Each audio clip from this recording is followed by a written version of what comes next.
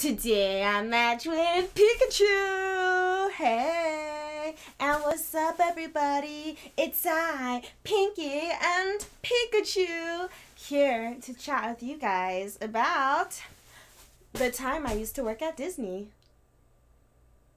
That was supposed to land in the chair.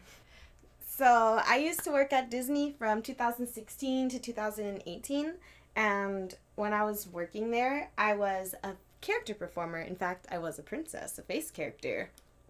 But when you are a face character, you always have to start off, at least at Walt Disney World, working as a fur character first. So I actually got to learn all about being a fur character. So today in this video, I want to chat all about what it was like being a fur character at Disney. Maybe I can make another video in the future about what it's like being a princess at Disney. I think that could be fun. I could talk about that for hours. Honestly, being a character performer at Disney World is nothing what you guys would expect it to be. Like, it's way more difficult, and the company is really, really hard on their employees, to say the least. But yeah, when you first start working there, well, actually, maybe I'll make a separate video all about the culture within working at Disney too. Because honestly, it's like an entire other culture within Disney. Like, the employees, they have their own, like, culture of it's almost like a cult or something. But that's for another video. But anyways, back on topic.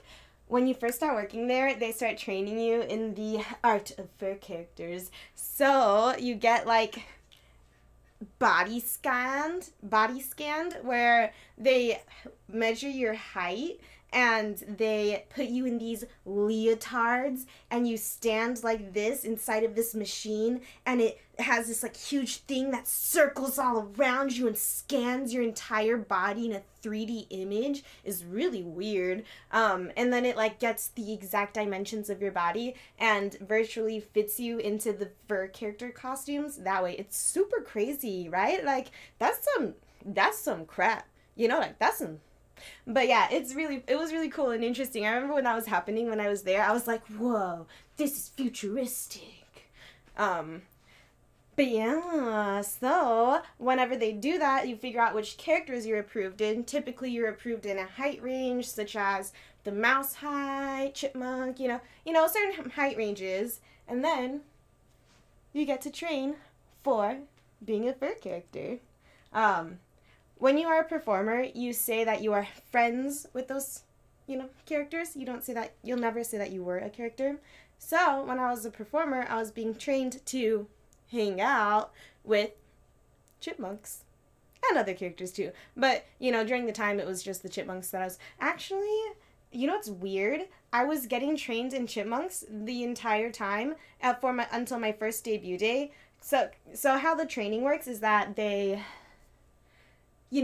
spend like 3 or 4 days, maybe a week or something, I don't remember, training you on like how to act, how to put the costumes on, how to change and what to do, and how to work everything when you're going in and out of work, clocking in and clocking out. And then you debut, and as your debut day, you go out as a fur character, and the trainers evaluate you and tell you how you did. You learn how to, sign and, animate without talking because you're a fur character.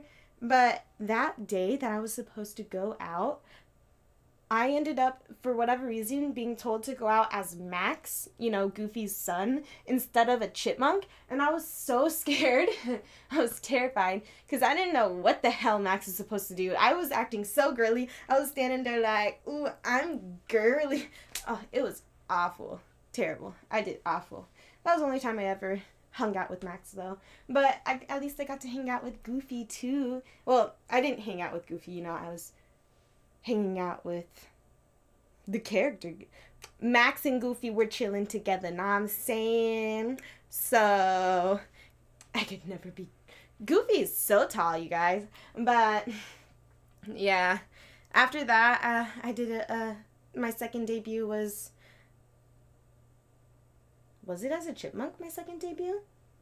Because you do 2 debuts. Your first debut as a fur character, you do, you know, as like a warm-up debut. And the second one is like a full-on, like, oh, hooray, like graduating from training type of debut. And then you kind of just go off. And oh my gosh, once you're done with training, it's crazy. They just kind of send you on your merry way, and you just get scheduled, and you can like give away your shifts on Facebook.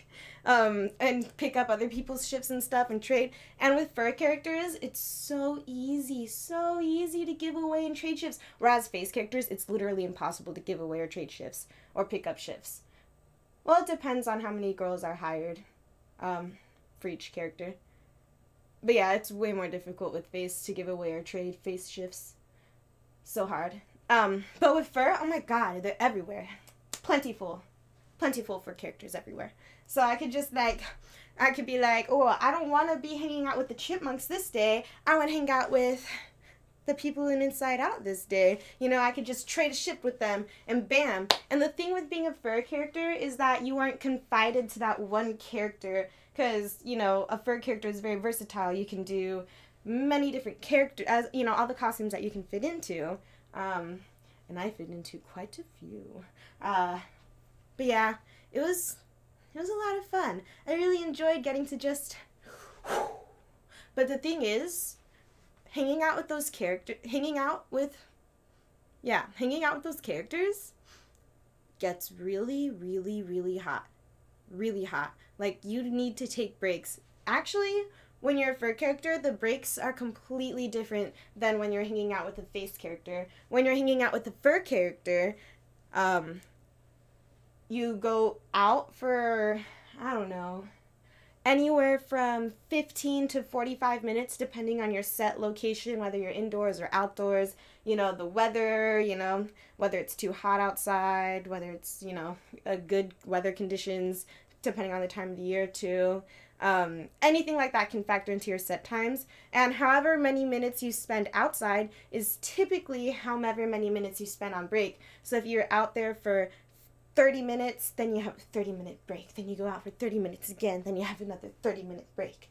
And it was actually pretty nice. I really liked that. And since the sets were really short and the breaks were really short, those days went by so fast.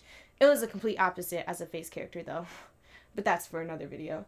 But those days went by so fast, and you know, it was like a workout, you know, and like at first my face was breaking out like crazy from sweating so much, but then my skin got so nice. It was like I sweated out all my toxins.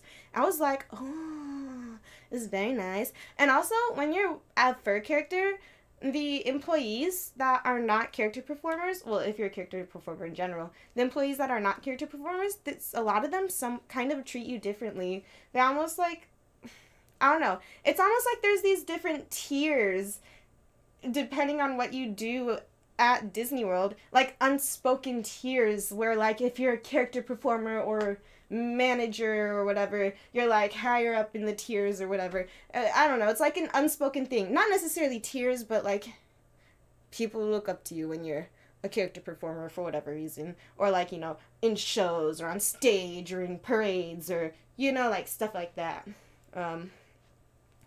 But yeah, whenever you're a fur character, you don't make that much money though. When I was working there, they were fighting with the union to try to get a raise and stuff, and I ended up not getting a raise even though I worked there for 2 years, but well, I guess I did get a raise. Well, so when you're a fur character, you make $11.10 an hour. At least that's how much I was making when I was there. But you do make overtime. Although I didn't really get too many long shifts. Fur character shifts are so short, a lot of them. Some of them are really terrible and very long, like 10 hours. But you don't really ever see a fur character shift any longer than 12 hours or anything like that. Usually they're anywhere from 4 to 8 hours, normal day, you know. Oh my gosh, I used to hang out with, Jake the Neverland Pirate in Hollywood Studios, and whenever we would chill in the break room, we would, Hollywood Studios is where all the stormtroopers are. We would share the same hallway with the stormtrooper break room, and sometimes the people in the stormtroopers would come in, and they would just barge into our break room, and they'd be like, pew pew pew, pew pew pew, pew pew pew pew pew, and it would be hilarious.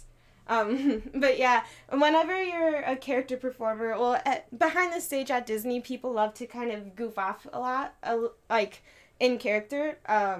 Like, people like to stay in costume. Not like, you're not allowed to stay in costume backstage if you're, in a character costume.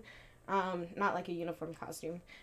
But some people do for a little bit backstage, so they can, like, goof off and act out different things, like pretending that Donald and Minnie are making out backstage. Oh my god, I remember these two used to love doing that, pretending that they're, like, having an affair behind Mickey. Anyway, oh my gosh, and there was they would, in Inside Out, whenever I would work in the Inside Out area, one of the Sadness and Joy would hang out backstage, and they would reenact scenes from the movies sometimes, particularly the one where Sadness is getting her leg dragged. It was funny. It was all fun and games back there too, back working at Disney. Although it was also, like, very, very strict. Like, you cannot badmouth Disney, you cannot talk about drugs, you cannot, like, talk about alcohol, you cannot talk about, like, anything bad.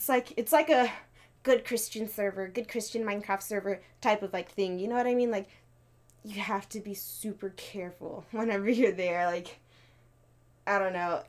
People at Disney seem so fake when they're at work, a lot of them. But I understand why. It's very strict there. But yeah, I really enjoyed working at Disney. I actually enjoyed being a furry character a lot more than being a princess. It just felt a lot more freeing. Also, they didn't have to see my face, so I didn't have to constantly smile even if I didn't feel happy that day.